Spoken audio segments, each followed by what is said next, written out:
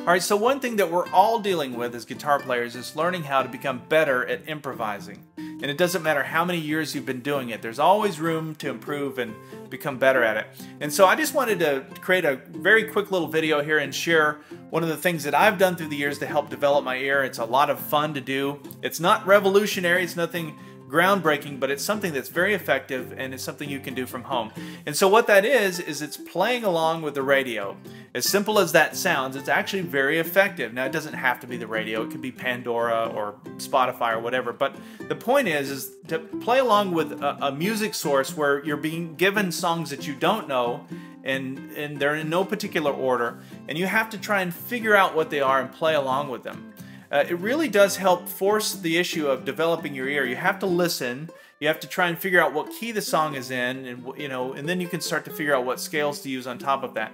And that's just something that I've done since I was 16. This was obviously pre-internet. I would sit around on the couch with my guitar, and I'd put on the radio, and I'd just try and figure the stuff out. Now, I was really bad at it then. I didn't know what I only knew a handful of chords. And so I couldn't figure out all the chords, but I could get maybe 2 or 3 of them. I get enough to figure out what key the song was in, and then I knew a few little scales, and I could play a few licks on top of those songs. And I'd play the same licks on top of every song, but by doing that over and over again, it started to cement all of that stuff in my head, and it started to all make sense in a context that I don't know that it would have happened otherwise. You have to kind of keep playing along with stuff. So if you're wanting to get into the improvising game, that's probably the best way to do it, is to take the knowledge you already have and start applying that knowledge to songs that you're not familiar with.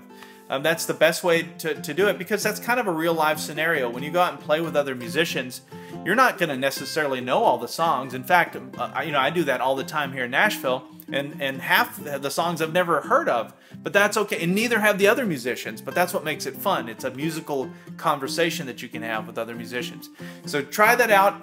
Grab your favorite audio source. It could be records that you already own. It could be Spotify, Pandora. It could be the radio. But just try playing along with stuff that you're not familiar with, and you'll see your ear develop over time.